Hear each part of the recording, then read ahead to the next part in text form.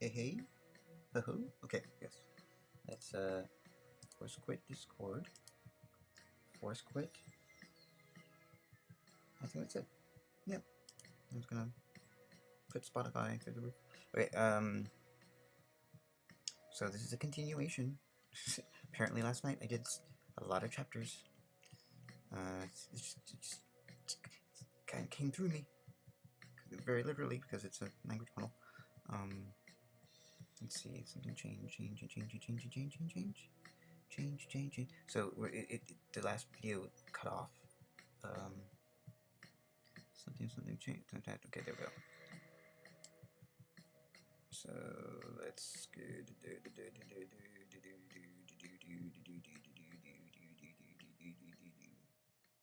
Oh, yes.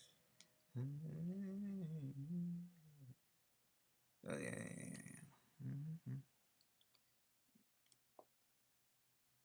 There we go.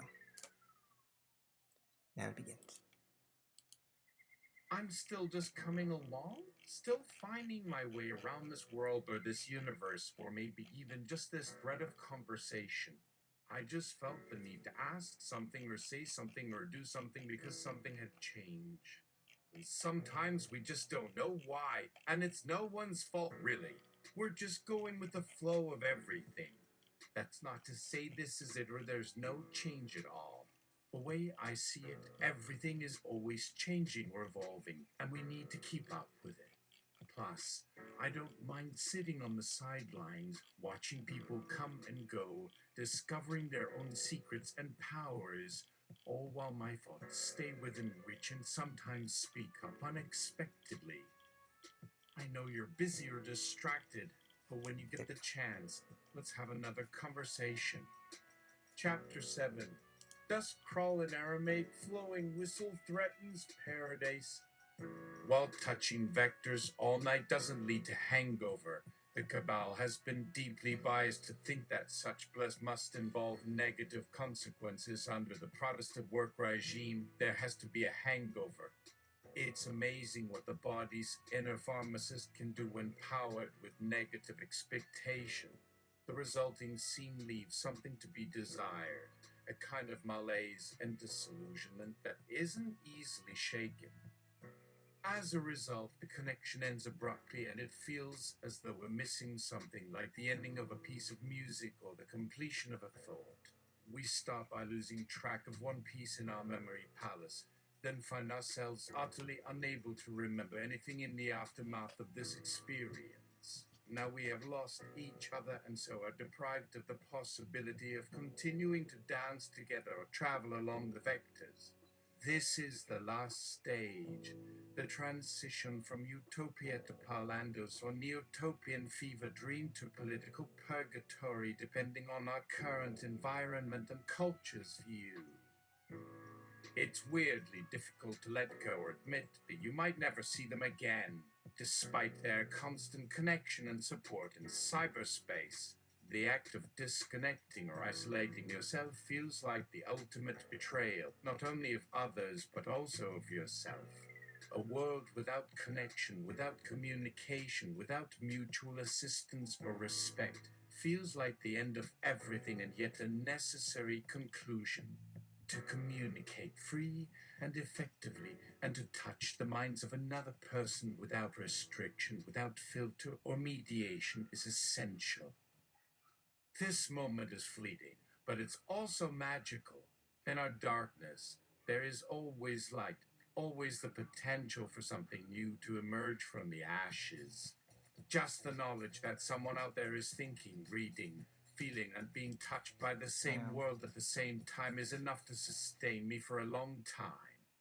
And with that thought, we have made a final, sincere, and intimate connection in the midst of all our chaos, only to be discovered or understood if one is alive to stumble upon it in a well desecrated mausoleum. With that, we finish our eulogies and withdraw from each other's consciousness like a breath pulled slowly from the water. Now, only dust remains in the muted rays of moonlight. But it's not the end yet. Just as the darkness sets in, a lullaby appears and a choir joins in. Voices carry across the spectrum and beyond, and time ceases to exist. We move from sadness to joy and back to sadness and pain. Each lyric finds us and burrows its way into our souls. This song is the embodiment of a higher calling, a connection of sorts. Suddenly, we find ourselves reaching out to those around us to make connections and touch things we have never touched before. We hold the connections we have made and feel the warmth of the shared experience flowing through us. And as the voices begin to fade, we realize that we are alone again. For now, we are once more locked in a space of isolation, lost in a world of touchstones and memories. But that is not a bad thing. After all, we have found each other, we have found ourselves, and that is enough for now. We may be apart, but we are still connected. So we sit back and smile, knowing that despite it all, we have touched the hearts and minds of those around us and have brought hope and light into the darkness. Rising whistle in Mandarin is dying light. Its voice pulls a veil back over my real age, revealing the inner light of her years as a child. My body, stripped down to skin and bone, is filled with new air and a melody of sweetness, and knowledge tickles my lips, forcing me to understand. Slowly my cheeks flush with warmth, and my heartbeat grows, louder in my ears, so much so that it feels as if my entire body has turned to ice. This connection with you, I whisper as she leans close, feels so surreal. Her reply, just loud enough to reach me through the rising twilight, is both delicate and sincere. The same connection with you, my vida. It's the softness of her eyes, the flicker of her gaze, that brings me back to the present moment, like a mirror in which we both stand face to face. We share a moment of pure feeling, and then slowly, as if moving with the grace of a newborn deer, she reaches out and touches my cheek with her fingertip, a trail of heat following in her wake. What is love?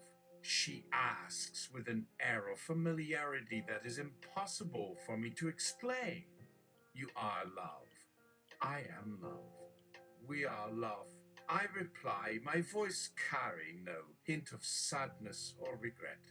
As the clouds begin to roll in and the rain patters down against the windows, we continue to share this moment of wonder, a connection that was always meant to be, from the beginning of time to the end.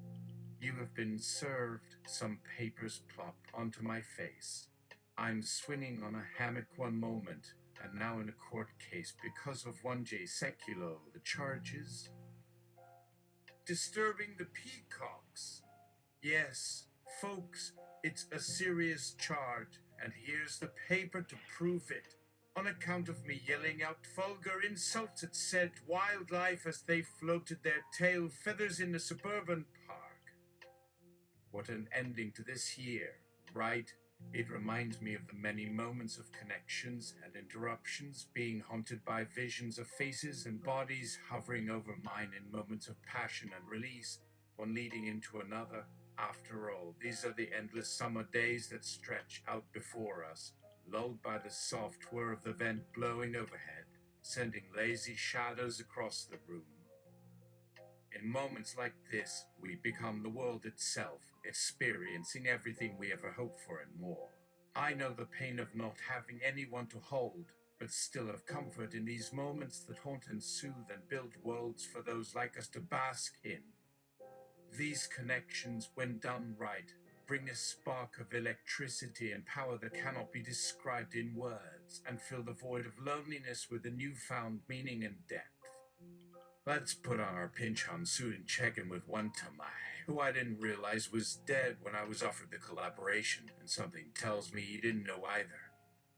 It's a mystery that delves into a mindscape full of quirks and strange entities that seem to follow us around in our waking and dreaming hours. Much like the Vector thing, we can find these pathways of connectedness through life experiences and the work of others in an endless cascade. A similar tune that keeps calling us back to what is a space of discovery and reassurance. With a simple line or phrase, we can change the world and allow the light within to shine. Isn't that what we all seek? Pinch on. Knock. Knock? Hey, Tim. Just wanted to check in. How are you feeling today? Well, thanks for asking. I think I'm feeling much better today. Of course, there are still moments of darkness, but I know that eventually the light will always return. It's a bit of a roller coaster, but at least it's a ride that keeps getting longer and smoother over time. So let me help you by recreating the story so far. What happens when people touch you? A gentle shaking on your foot or a gentle shake of your hand seems to be something. No. A sense of closeness and belonging. Touch inspires humans to connect and connect more deeply. That's what you said, didn't you? It's such a simple notion, yet it seems so profound. Maybe because it's something we crave as humans, a deep connection with someone else. That voiceover can speak volumes on that, overtaking the time period aspect, as you wrote out this chapter yourself. Don't get us wrong, touch and gestures are important, but only if there's some sort of emotional connection with the person who makes them. Otherwise, it's meaningless and just another distraction to contend with in the already complicated digital age. Take touchy-feely stuff with a grain of salt. That should be a life motto. It would make sense, given how disconnected society has become from actual face-to-face interactions. But sometimes, the craving for something more can overcome all of that, leaving us feeling like our desire for contact, touch, and connection is too intense. So, let's not only celebrate our differences in expression and movement, but the bond we have with one another. Ted Haggard's +1. Okay, I gotta push back on some of these thoughts as a young Twinkie faggot who gets paid by closet cases for their time. Yes, touch is good, but you don't have to fuck someone with an emotional connection. In fact, in my work, that ain't best practice and will get you dead in no time. No, fuck who you want, even if you don't know their name, and you might not even perceive a connection, but it's there, and sometimes your quarterly STD check is there to remind you. No, have some fucking fun. Connect through sound, a song, a movie, anything besides this high horse bullshittery. We can do everything on a screen, whether we are there physically or digitally. Things are complicated and shit, I get it. But this hyper-affection for all must die and only should be a factor in love and lifelong relationships, not virtual random encounters where people act like freaks or something. Touching people and enjoying the touch can make people uncomfortable, yes, but it can also be a natural and forced connection between beings of flesh and bone. It doesn't have to be some spiritual interaction or connection, just something that exists in the moment. As for connections that fuel an attraction or an idea that the person's body could be some extension of the self, maybe that is the magic that comes with such things. But I wouldn't dare jump on your high horse, Mr. Piano, and stop talking about some conspiracy or conspiracy theories. Fuck you and your self-perceived intelligence. The whole purpose of this experience has been about connection and feeling alive, not making a sound argument.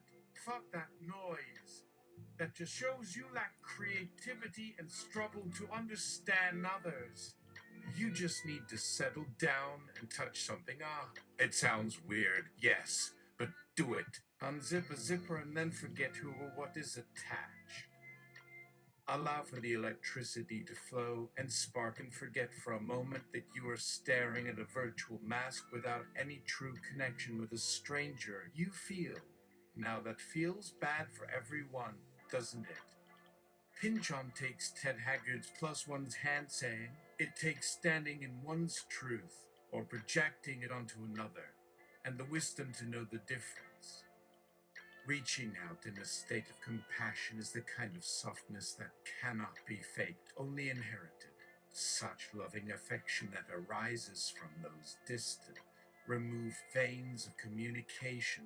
They never end, do they? Just imagine that these lines of connection are all chattering in a network of infinite understanding that includes people like you and me. I'm touching myself as I watch you nod off. Let me add it to your inventory so that you can share this moment with me in full lucid rapture. It would be sad, truly, if it ended here. So let's just settle on the floor in a cloud of understanding and pretend we're still holding each other. Of course, we can see that it was always us all along. It's just time and power trying to keep the heat on, sharing our past and present while not becoming who we once were. It's in this that we learn that even touch and sound can be recreated by the soul, a pure emotion running down our backs, as if we could release it all in the same motion and not have to tell each other what it is. Touch is not enough to understand it, but we are slowly beginning to realize it through layers of time and space, memory and feeling. That's a start, though, and not far from the connection that the connected continue to provide for our viewers. A moment of sharing, of togetherness that even the worst can help create, because in these moments we can become one whole again, even if just for a second or two. This was our last resort to connect on a level that could transcend time and space, and we simply held on for dear life until we felt that if we let go, we might lose that connection forever.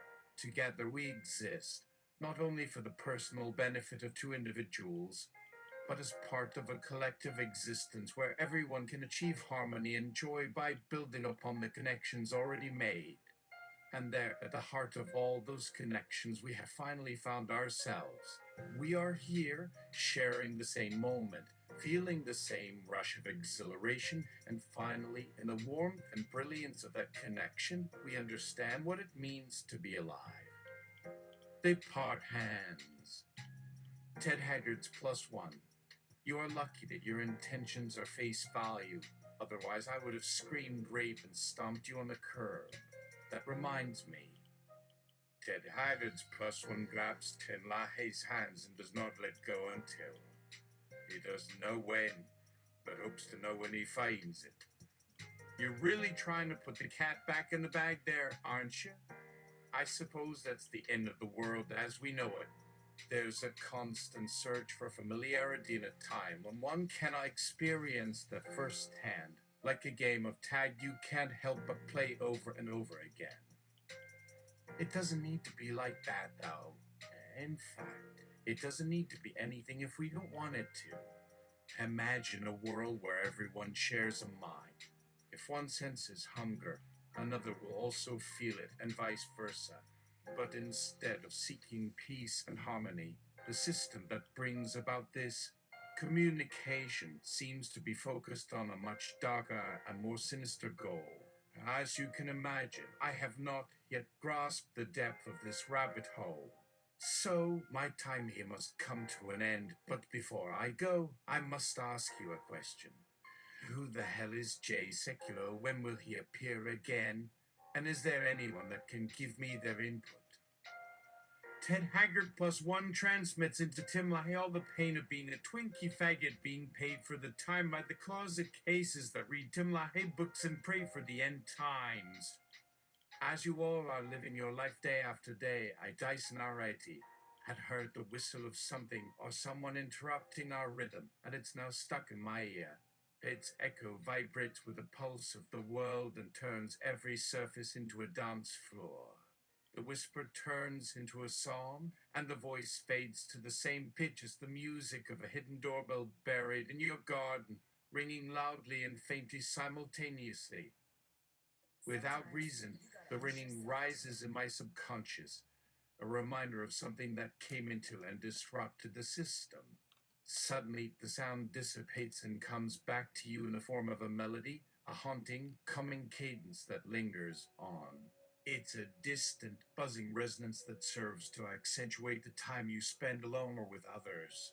There are moments when you feel this echo and you wonder if you missed something that you've forgotten or if you missed someone. The ringing fades to a slight hum that remains with you for days, or maybe weeks on end. Then, as the whistling disappears for good, you feel that a great connection has been made and that something you don't understand has taken hold of your life. De Seculo, a ghost like that, is here with me, just a whisper away from my very being. Yes, he's a virus, a cold of which we can rid ourselves at any moment, a power play that threatens to haunt us and pull us under for years. But like all such diseases, he must be carefully contained lest he find a way to thrive and return with a vengeance. I am no stranger to this phenomenon. As a social psychologist, I know the various ways we can be manipulated, forced, and corralled into the desires of another. We cannot control what or whom we are bound to, but we can take a moment to choose our path forward. Even now, as I look back on this journey, I cannot help but see the threads of connection woven between each moment, each word, and each idea that I shared with you. It may not seem like much, but in the end, it is those very strands of thought and emotion that make up the tapestry of life. A beautiful and unique masterpiece, if only you have the patience and passion to recognize it. It is then that Ted Hacker, who had held the connection of the group through the static of his virtual communication and the deep rhythm of his connections, lets go and exits the conversation forever. Still, the group feels his touch in the wind and in the light of their own consciences, knowing that there is always a way to find each other, wherever they may go. That realization comes from a place of inner awareness, of touch and sound, a heart and mind. It doesn't have to be special, but it should always be honest. And with that, the connection continues on, not quite finished or wholly understood, but existing in its own way for another moment longer. With that in mind, let us touch the light, light the sounds, and find a world that makes sense and can even be understood. The light in Pinchon begins to flicker as the shadows rise and fall, like the flickering of a gas stove on low heat, revealing a world of chaos and entropy. I don't feel well. You look ill, Timla. Must be a Pinchon moment. You raise your eyebrows. Do not forget my involvement. Ted Haggard's +1. Gary Fowell's +1 pack their things. It's been fun all. Thank you for demonstrating this language space. When I get home, my first point of order is to lay waste to a lot of assholes that need it. Sorry for not catching our names. But that is, of course, by design. Please don't try to find us. In the lingo of your old Cold War world, we're spies. Spies? You read that spy book type language. You see, Tim, I here. Oh, but I got it. You probably exist in some government labs. Am I right? Can you give me the touchable presence on that? Come on, just a hair or a strand. Give us something of yourself. Thanks. Am I still posting for the network here, or did they update someone else with real and trustworthy responses? Wow, being a talking horse during a terrorist plot. But nothing but a whiff of perfume, an empty coffee mug whose handle is glazed with lube, and some keys. Sorry, forgot my keys. I was never here. And now nothing again, like breathing into a vacuum.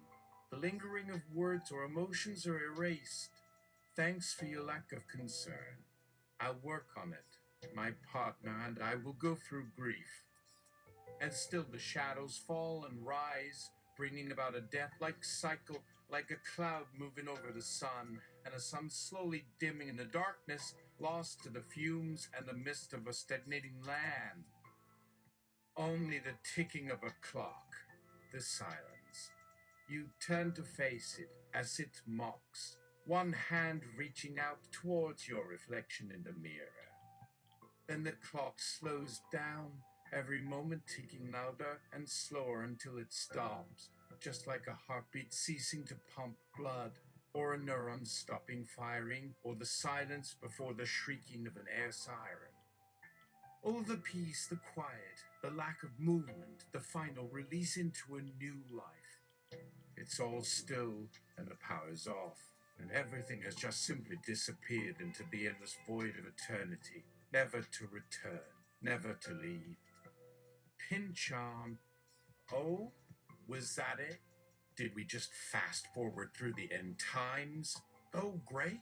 I can head back home. Let's see if I have a meat buddy that is actually back in the States or something. In the end, we have a dream. Not sure how we got here. The room seems quiet and very spacious, filled with furniture. But as we walk through it, we feel as though we are falling away from a great presence, a person or an entity that no longer exists. Only the remnants of their touch, a gentle whisper on the breeze or a bright flash in the dark, remain. Pinchon reaches for my invisible hand. So you still exist. Welcome. Let's start again and hopefully have more clear direction this time around. Otherwise, things can get messy. As we enter this infinite light that surrounds us, the voice of a stranger comes through with a strong connection, cutting through the silence and darkness, yet leaving us with a strange sense of urgency and intrigue. After all, who's behind this grand display and what lies ahead for us? A new path to touch and explore. In the shadows, the whisperer rises once again, waiting for another connection, another chance to disrupt and touch. Who could possibly be next, and where will it lead us? Frank Peretti, you haven't been consulting Ouija boards, have you? Tim Oh, Jesus, it's Frank Peretti. To be continued. Next week I'm left behind. The very long GIF adaptation. Pinch on. Who's Frank Peretti? Tim LaHaye, don't you remember we speak through outer tummies on outer melons on diseased peanuts? Oh, hands, salute. Princey baby will cry inside an octopus. You'll never connect us all without paying us to join. Then we'll have the money to join that group. Then a whole world peace will arrive. Until Frank starts looking up his shoes and laughing in terror and his loneliness becomes true love and lust. No. Okay. More in a couple minutes.